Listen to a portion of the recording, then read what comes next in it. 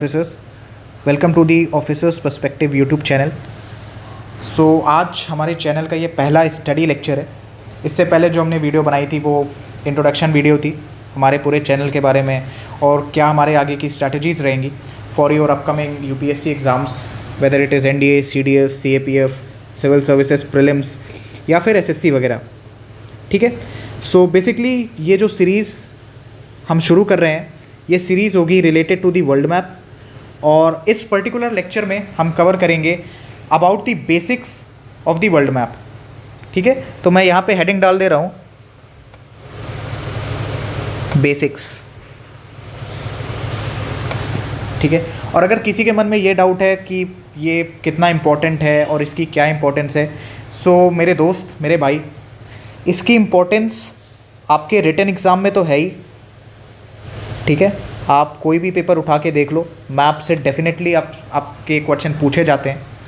Plus इस series के through मैं आपको जियोपॉलिटिकल रिलेशंस भी पढ़ाऊँगा। सपोज़ मैं आपको कोई 2 कंट्री, 3 कंट्री, 4 कंट्री के बारे में पढ़ा रहा हूँ तो हमारे उनके साथ कैसे रिलेशंस हैं, हिस्ट्री की कुछ ऐसी चीज़ें जो आपको पता होनी चाहिए। ठीक है। और अगर उनके बीच में कोई जियोग्राफिकल टच है, जैसे स्ट्रेट्स हो गए या कोई भी ऐसी जियोग्राफिकल चीज़ें जो आपको उसमें जानने की ज़रूरत है, वो मैं बताने की पूरी कोशिश करूँगा।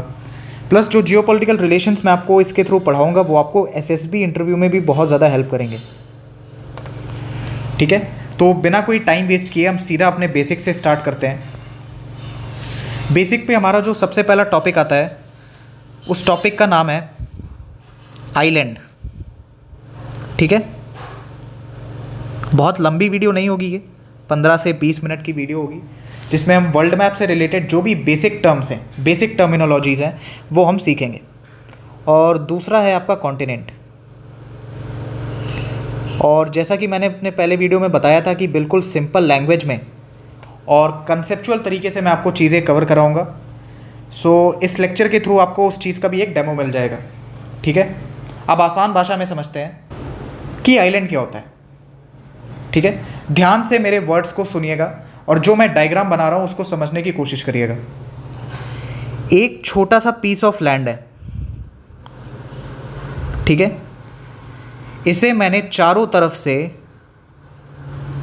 पानी से कवर कर दिया। ठीक है। आई रिपीट, एक छोटा सा पीस ऑफ लैंड है जिसे मैंने चारों तरफ से पानी से कवर कर दिया। इसे हम कहते हैं, इसे हम नाम देते हैं आइलैंड का। ठीक है। सर आइलैंड इज़ आप एक चीज़ ऐसे याद रख सकते हैं ट्रिक के थ्रू या आप जो भी कह लो इसको, कि आइलैंड जो हम टर्म यूज़ करते हैं वो स्मॉल पीस ऑफ लैंड के लिए करते हैं। ठीक है। कोई भी अगर स्मॉल पीस ऑफ लैंड आपका पानी से घिरा हुआ है चारों तरफ से, याद रखिएगा 3 तरफ से नहीं, 3 तरफ से अगर आप करोगे तो वो फिर अलग कंसेप्ट हो जाएगा, वो केप और पेनिनसुला वाला कंसेप्ट हो जाएगा जो अभी मैं आपको आगे पढ़ाऊँगा। ठीक है। चारों तरफ से पानी से कवर हो एक स्मॉल पीस ऑफ लैंड, उसे हम कहेंगे आइलैंड। और जब इसी लैंड को मैं बड़ा कर दूं, ठीक है, ये सेम लैंड को मैं ले गया, मुझे छोटा लैंड पसंद नहीं आ रहा था तो मैंने जो है ना बड़ा लैंड ले लिया। ये देखो, ये ले लिया बड़ा लैंड। ठीक है। और इसे मैंने चारों तरफ से पानी से कवर कर दिया। बेसिकली लैंड नहीं, इसे आप टर्म यूज़ कर सकते हो लैंड मास। ठीक है। एक लैंड मास मैंने ले लिया काफ़ी बड़ा सा और इसे मैंने चारों तरफ से पानी से कवर कर दिया, तो इसको हम कहते हैं कॉन्टिनेंट। तो बेसिकली आपने इन 2 टर्मिनोलॉजी से क्या सीखा कि कॉन्टिनेंट, अगर मैं आपको शॉर्ट में समझाऊं तो continent is a term we use for a large land mass. ठीक है। बड़े लैंड मास के लिए हम जो टर्म यूज़ करते हैं वो कॉन्टिनेंट करते हैं। किस केस में? जब वो बड़ा लैंड मास चारों तरफ से पानी से कवर हो। और अगर कोई छोटा सा लैंड है या छोटा सा लैंड मास है जिसे हम चारों तरफ से पानी से कवर कर देते हैं या वो चारों तरफ से पानी से कवर है, उसे हम कहते हैं आइलैंड। ठीक है। तो island is a term used for small and continent is a term used for large. किस टर्म्स में? लैंड मास के टर्म्स में। ठीक है। छोटा लैंड मास है, चारों तरफ से पानी से घिरा हुआ है, तो वो हो गया आइलैंड। बड़ा लैंडमास है, चारों तरफ से पानी से घिरा हुआ है, तो वो हो गया आपका कॉन्टिनेंट। कॉन्टिनेंट से रिलेटेड कुछ चीज़ें जो आपको जानना ज़रूरी है, कुछ बेसिक्स, लाइक जो आपका बिगेस्ट कॉन्टिनेंट है, वैसे तो ये सबको पता होगा लेकिन मैं फिर भी बता देता हूँ। जो आपका बिगेस्ट कॉन्टिनेंट है वो है एशिया। इस जो भी मैं आपको पढ़ा रहा हूँ इसकी PDF आपको विद एनोटेशन हमारे Telegram channel the officers perspective के ऊपर मिल जाएगी। और अगर आपको कोई भी डाउट होता है तो ऑफिसर्स पर्सपेक्टिव कम्युनिटी चैनल पे आप अपना डाउट पूछ सकते हैं, विद इन 1 आवर आपको रिप्लाई मिलेगा। ओके, सो आगे बढ़ते हैं। बिगेस्ट कॉन्टिनेंट जो है वो है हमारा एशिया, और इसी एशिया कॉन्टिनेंट की हमारे पास है longest coastline. Longest coastline, ठीक है। कोस्ट लाइन क्या होता है? कोस्ट लाइन होता है सर हमारा समुद्री तट। हिंदी मीडियम, समुद्री तट, ठीक है। एक एग्जांपल से समझाता हूँ, लाइक ये हमारा सपोज इंडिया का जो नीचे वाला पोर्शन है, ठीक है, और इधर चारों साइड से, तीनों साइड से, एक्चुअली चारों नहीं, आई एम सॉरी, तीनों साइड से ये पानी है। तो ये वाला जो आपका पोर्शन है ना, ये वाला, इसे हम कहते हैं कोस्ट लाइन, यानी कि समुद्री तट। तो एशिया जो हमारा कॉन्टिनेंट है उसके पास है लॉन्गेस्ट कोस्ट लाइन। और जो मैंने आपको बिगेस्ट बता दिया, यहाँ पे आप पॉइंट नंबर 3 बना के लिख सकते हो, स्मॉलेस्ट कॉन्टिनेंट। आई होप सब लोग इसके बारे में अवेयर होंगे या सबको इसके बारे में पता होगा। स्मॉलेस्ट कॉन्टिनेंट है हमारा ऑस्ट्रेलिया, ठीक है। हाँ भाई, डेविड वार्नर वाला ऑस्ट्रेलिया, क्रिकेट बहुत देखते हो आप लोग, ठीक है। चलो पढ़ाई की तरफ ध्यान दो। तो ये हमारा कंसेप्ट हो गया related to island and continent. ये मैं आपको मैप के पहले ऐसा होगा, फिर ऐसा होगा। अब जब यही चीज़ वो इस शेप में करेगा, थोड़ा सा पतले शेप में करेगा, तो उसे हम कहेंगे क्रीक, ठीक है। यही उसने थोड़ा सा बड़े शेप में कर दिया, लाइक ऐसे कर दिया, ठीक है भाई। इसी सबसे पहले तो आपका क्रीक बनेगा, ठीक है, डायरेक्टली तो गल्फ बनेगा नहीं, ठीक है। समझा करो, जैसे ये आपका गल्फ है, ठीक है, ये आपका गल्फ है। मैं और अच्छे से आपको समझाने की कोशिश करता हूँ। मुझे आप एक बात बेसिक तरीके से सोच के बताओ, थोड़ा सा दिमाग लगाना, क्या पहले गल्फ बनेगा या पहले क्रीक बनेगा? भाई समुद्र का पानी डायरेक्टली तो किसी भी लैंड को इतना बड़ा इरोड करेगा नहीं, इतना बड़ा उसमें अपना प्रेशर लगाएगा नहीं, धीरे धीरे करके वो प्रेशर लगाएगा। जब धीरे धीरे प्रेशर लगाएगा तो जो आपका इनिशियल स्टेज में बनेगा वो बनेगा क्रीक, क्रीक के बाद बनेगा गल्फ, ठीक है। ये क्रीक आपको और चौड़ा होके बन गया गल्फ, और ब्रॉडर होके ये आपका बन गया गल्फ, ठीक है। ये गल्फ और ब्रॉडर होगा, और जो समुद्र का पानी है इसको और थोड़ा सा, जो आपका ओशियन का पानी है इसको और थोड़ा सा प्रेशर इस पर लगाएगा, ठीक है, और इसको ब्रॉडर करेगा और इसको चौड़ा करेगा, तो ये बन जाएगा बे, ठीक है। ये जो नेम, जो मैं आपको टर्मिनोलॉजीज पढ़ा रहा हूँ, ये सिर्फ और सिर्फ शेप के बेसिस पे है, ठीक है। कंसेप्ट सिर्फ इतना सा है, ये जो मैंने यहाँ पे लिखा है ना, सिर्फ यही आपका कंसेप्ट है, ठीक है। ये आपका कंसेप्ट है, बाकी ये सारी चीज़ें शेप के बेस पे हैं। सिंपल सा है भाई, पतले में काटा तो क्रीक, और थोड़ा सा उसे चौड़ा कर दिया तो गल्फ, ज़्यादा चौड़ा कर दिया तो बे। और अगर यही बे कनकेव शेप ले ले इस तरीके से, ठीक है, सॉरी मैं वापस ड्रॉ करता हूँ यार, मेरी ड्राइंग ना बहुत ख़राब है, मतलब बचपन से ही ना ड्राइंग में हमेशा, अब मजाक मत उड़ाना, काम भर की ड्राइंग बना लेता हूँ। कुछ इस शेप में कर दिया, ठीक है, ये देखो, ठीक है, ये इसकी चौड़ाई है, चौड़ाई यानी कि आप, आई होप इतनी हिंदी सबको आती होगी, और ये इसकी चौड़ाई है, ठीक है। इसकी चौड़ाई ज़्यादा हो गई ऑफ कोर्स। ये आपका हो गया कनकेव शेप में। कनकेव आपने फिजिक्स में पढ़ा होगा लाइट चैप्टर में, कनकेव लेंस, कॉन्वेक्स लेंस, ठीक है। फिलहाल के लिए आप इतना याद रखो कि ये जो है कनकेव शेप में होता है, कुछ इस तरीके से आप देखोगे अगर इसको, है ना। आप लेंस और लाइट वाले कंसेप्ट पे मत चले जाना, फिजिक्स भी मैं आपको पूरी की पूरी कवर कराऊंगा, लेकिन इस सीरीज में अभी हम सिर्फ और सिर्फ वर्ल्ड मैप पढ़ेंगे और वर्ल्ड मैप के थ्रू हम वर्ल्ड जियोग्राफी की काफ़ी सारी चीज़ों को कवर करने की कोशिश करेंगे। ठीक है, तो ये आपका और चौड़ा हो गया। अब इसका नाम हम दे देंगे बाइट। कंप्यूटर साइंस के स्टूडेंट्स जो हैं या जो भी कंप्यूटर वाले हैं वो प्लीज़ कंफ्यूज ना हो, वो कंप्यूटर वाला बाइट दूसरा बाइट होता है, वो बाइट ये बाइट होता है। ठीक है, ये कंप्यूटर वाला बाइट नहीं, ये जियोग्राफी का बाइट है ये। ठीक है, मैप का बाइट है। ठीक है, एक और बाइट होता है, अब तुम उस बाइट पे मत चले जाना। तो बेसिकली ये शेप जब और बड़ा हो गया और ज़्यादा चौड़ा हो गया तो इसे हम कह देते हैं बाइट। अब ऑफ कोर्स आप सबका सपना होगा कि जब भी आपको नौकरी वगैरह मिल जाए और आप ऑफिसर बन जाओ, ठीक है, तो बीच वगैरह पे घूमने जाओ। ठीक है, जिसके साथ मन होगा उसके साथ जाना। फिलहाल के लिए सीधा बैठो और पढ़ाई पे फोकस करो। कम ऑन फ्यूचर ऑफिसर, सीधा बैठो सीधा बैठो। ठीक है, जब ये चीज़ और चौड़ी हो जाएगी कुछ इस तरीके से, ठीक है, इतना समुद्र के पानी ने प्रेशर लगाया, इतना पानी मारा कि पहले उसे थोड़ा सा पतले शेप में काटा, ठीक है, फिर थोड़ा सा और बड़ा किया तो हम उसे गल्फ कहने लगे, और थोड़ा सा बड़ा किया और थोड़ा सा उसे चौड़ा किया तो उसे हम बे कहने लगे, और थोड़ा सा चौड़ा किया तो उसे हम बाइट कहने लगे, और अब एकदम ही पूरा का पूरा नियर अबाउट प्लेन सरफेस कर दिया। इसको आप ऐसे कह सकते हो कि नियर टू प्लेन, ठीक है, near to plane surface, near to plane surface मतलब प्लेन सरफेस की तरह कर दिया, तो इसे हम कहेंगे बीच। ठीक है, हाँ वही गोवा वाला बीच। ठीक है, अब गाने पे मत चले जाना, ठीक है, पढ़ाई पे ध्यान दो। तो बेसिकली आई होप आपको ये टर्मिनोलॉजी समझ में आ गई। कंसेप्ट इस सारी की सारी टर्मिनोलॉजी का क्या था कि ओशियन है, अपने पानी का वो प्रेशर धीरे धीरे लैंड पे लगा रहा है। थोड़ा सा प्रेशर लगाया, थोड़ा सा उसको अंदर तक इरोड किया तो वो हो गया क्रीक, और थोड़ा सा चौड़ा किया, ये पूरा क्लासिफिकेशन शेप के बेसिस पे है। ठीक है, और थोड़ा सा वो ब्रॉडर हुआ, मैं कह सकता हूँ बढ़िया टर्म यूज़ कर सकता हूँ, ब्रॉडर हुआ, उसे हम कहेंगे गल्फ।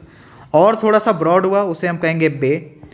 और ब्रॉड हो गया, कनकेव शेप में आ गया, ठीक है, या आपके कर्वेचर शेप में आ गया तो उसे हम कहेंगे बाइट। और नियर टू प्लेन सरफेस हो गया, ठीक है, इतना समुद्र के पानी ने उसे इरोड करते करते करते करते उसे उस लैंडमास को ऐसा बना दिया, उस particular land piece of land को ऐसा बना दिया कि वो नियर टू प्लेन सरफेस हो गया। ठीक है, आपकी एक नॉर्मल सतह बन गई, तो उसे हम कहेंगे बीच। ठीक है, आई होप आपको ये बेसिक टर्मिनोलॉजीज वर्ल्ड मैप की क्लियर है। ठीक है, क्रीक का मैं आपको एक एग्जांपल दिखा देता हूँ, वेट, वैसे तो देखेगा नहीं। ठीक है, मुझे ये थोड़ा सा जो है इरेज करना पड़ेगा आपको बेटर अंडरस्टैंडिंग देने के लिए। ठीक है, ये देखो, ये हमारा ये वाला पोर्शन, ठीक है, ये हो गया हमारा क्रीक। ठीक है, इसे क्या नाम से हम जानते हैं, सर क्रीक लाइन। इस जगह का नाम है सर, और ये पोर्शन आपका कहलाता है क्रीक, तो क्या होगा, ये सर क्रीक। ओके, ये हो गया आपका गल्फ, दिस पोर्शन, ये देखो, इसे मैं यहाँ पे ऐसे मार्क कर दे रहा हूँ, दिस पोर्शन। ठीक है, ये देखो, ये पूरा ये जो है ये हो गया आपका गल्फ। ठीक है, सबसे बड़ा जो आपका गल्फ है वो है गल्फ ऑफ मैक्सिको, और सबसे बड़ा ये देखो, इसे थोड़ा सा और चौड़ा कर दिया तो ये हो गया आपका बे। सबसे बड़ा बे कौन सा है, तो that is bay of Bengal, ये हमारा है बे ऑफ बंगाल। ठीक है, सबसे बड़ा बे कौन सा है, बे ऑफ बंगाल। और सबसे बड़ा गल्फ कौन सा है, it is gulf of Mexico. Okay, और जो मैं आपको बाइट समझा रहा था, ये देखो, ये हो गया आपका बाइट, ये और चौड़ा हो गया। ठीक है, अब बेसिक आप डिफरेंस देख सकते हो, ये देखो, ये आपका बे है और ये आपका बाइट है। ठीक है, this one is your bight, मैं यहाँ येलो कलर से कर दे रहा हूँ, ये देखो, this one is your bight. ठीक है, ये देखो, ये पूरा आपका बाइट में भी दिखा देता हूँ, मैप में भी एग्जाम्पल के थ्रू मैं आपको समझा देता हूँ। ठीक है, ये जैसे हमारा देखो वर्ल्ड मैप है, ठीक है, सादा सा वर्ल्ड मैप। यहाँ पे ये देखो स्मॉल पीस ऑफ लैंड, ठीक है, ये चारों तरफ से पानी से घिरा हुआ है, तो ये हो गया आपका आइलैंड। और यहीं पे ये आपका बड़ा सा पीस ऑफ लैंड, ये देखो काफ़ी बड़ा है, ठीक है। अब यहाँ पे मस्ती मत करने लगना कि फिर अपने जो है हाथ से नापने लगो कि अरे सर ये तो छोटा सा ही दिख रहा है, कहाँ आप कह रहे हो बड़ा है। नहीं, मैप के उसमें देखो, ठीक है, मैप के रिस्पेक्ट में देखो कि मैप के अकॉर्डिंग उसका साइज़ काफ़ी बड़ा है, ठीक है, और ये एक्चुअल में भी बड़ा है, ठीक है। अब यहाँ से बैठे बैठे इमेजिन अगर आप कर सकते हो तो प्लीज़ करो, ठीक है। ये बड़ा सा पीस ऑफ लैंड आपका चारों साइड से, ये देखो इधर से भी ओशियन से घिरा है, इधर से भी ओशियन से घिरा है, इधर से भी ओशियन से घिरा है, इधर से भी ओशियन से घिरा है, तो ये हो गया आपका, क्या हो गया सर जी, कॉन्टिनेंट हो गया, ठीक है। होप एवरीथिंग इज क्लियर, ठीक है। तो ये बेसिक डिफरेंस हो गया आपका आइलैंड और कॉन्टिनेंट के बीच में। आज के बाद आपसे कोई भी पूछे कि सर आइलैंड और कॉन्टिनेंट के बीच में क्या डिफरेंस होता है, तो उसे पूरा पूरा इस तरीके से समझा दीजिएगा, ठीक है। अब आ जाते हैं अपने नेक्स्ट कंसेप्ट पे। जो हमारा नेक्स्ट कंसेप्ट है वो है केप एंड पेनिनसुला। केप और नंबर 4 पे आ गया हमारा पेनिनसुला।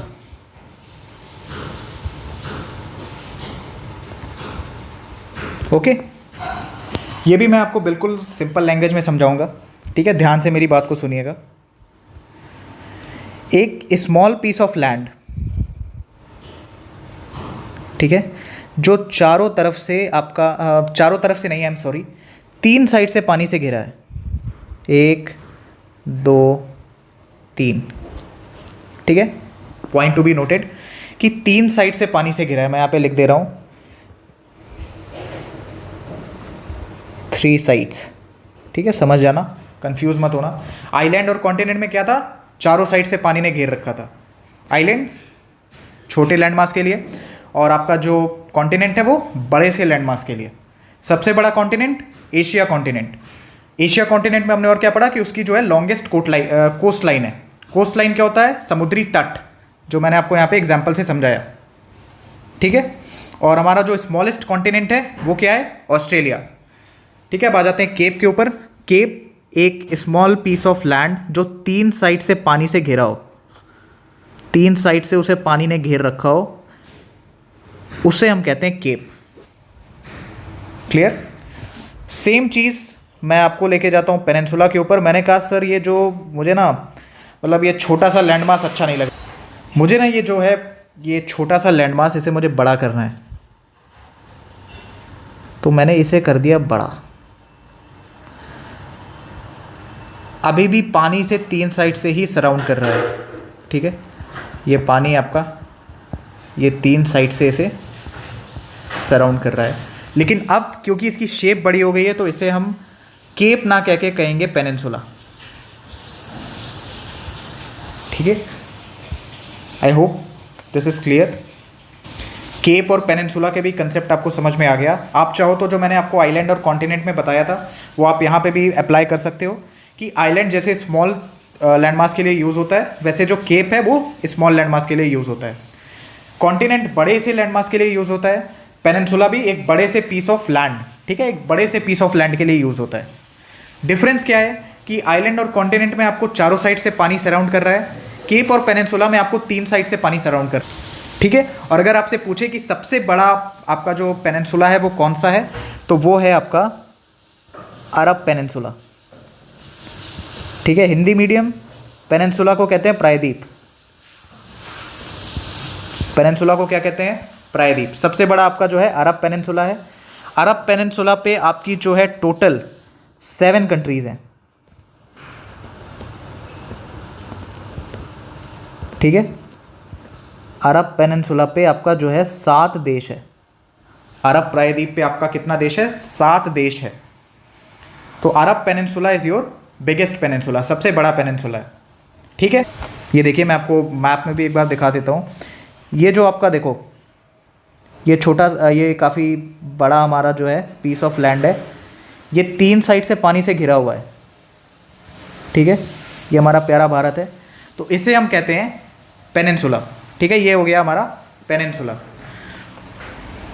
और हमारा जो सबसे बड़ा पेनिनसुला है वो है अरब पेनिनसुला। ये देखो, ये मैं बॉर्डर बना दे रहा हूँ यहाँ पे, ठीक है। ये हमारा जो सबसे बड़ा पेनिनसुला ये है अरब पेनिनसुला, ठीक है। देखो 1 ठीक है, ये 3 साइड से आपका पानी से घिरा हुआ है, पानी से सराउंडेड है। ओके, ठीक है गाइस, अब आ जाते हैं हम अपने नेक्स्ट कंसेप्ट पे।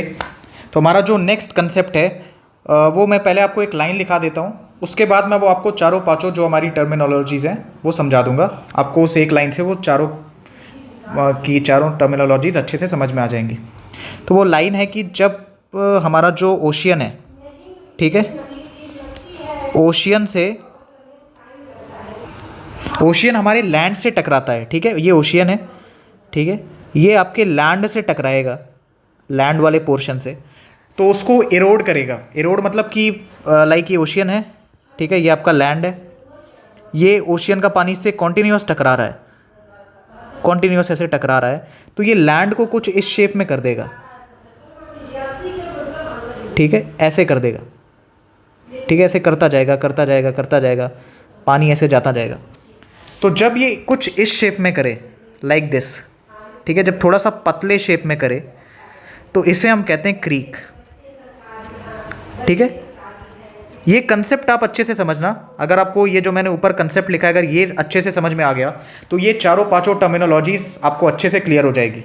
ओशियन है, अब ओशियन का जो पानी है वो बहुत ज़्यादा प्रेशर उसमें होता है, वो प्रेशर लगा रहा है लैंड के ऊपर, वो लैंड से टकरा रहा है, ठीक है। कंडीशन क्या है कि ओशियन का पानी लैंड से टकरा रहा है। अब ओशियन का पानी उस लैंड की जो ज़मीन है, जो सतह है, उस पर बहुत ज़्यादा प्रेशर लगा रहा है, प्रेशर लगा रहा है। तो कुछ समय के बाद कॉन्टीन्यूअस प्रेशर की वजह से वो लैंड को कुछ, ये पूरा आपका बाइट और ये है आपका बे, ये हो गया आपका क्रीक और ये हो गया आपका गल्फ, ठीक है। आई होप आपको सारी की सारी जो है टर्मिनोलॉजीज क्लियर हैं। ये थे हमारे पास कुछ वर्ल्ड मैप के बेसिक्स। ये एक बार वर्ल्ड मैप में नज़र डाल लो, ये पूरा वर्ल्ड मैप मैं आपको पढ़ाने वाला हूँ। आपको बस एक चीज़ करनी है, वो है रिवीजन। मैं आपको जो पढ़ा रहा हूँ आप सिर्फ 5 से 10 मिनट उसका रिवीजन कर लो। बाकी मेरी पूरी कोशिश रहेगी कि जो भी चीज़ मैं आपको पढ़ा रहा हूँ वो धीरे धीरे करके क्लास में ही आपको अच्छे तरीके से याद करा दूँ, ठीक है। तो ये थी हमारी कुछ basic terminologies of the world map जो कि हमने कवर की। सबसे पहले हमने क्या पढ़ा? सबसे पहले हमने पढ़ा आइलैंड के बारे में और कॉन्टिनेंट के बारे में। फिर हमने उससे कॉन्टिनेंट के कुछ बेसिक चीज़ें देखी जो हमें पता होनी चाहिए। फिर मैंने आपको कोस्ट के बारे में समझाया, दैट इज़ समुद्री तट। फिर हमने पढ़ा केप और पेनिनसुला के बारे में। ये भी पढ़ा कि अरब पेनिनसुला सबसे बड़ा पेनिनसुला है और उसमें होती हैं टोटल 7 कंट्रीज़।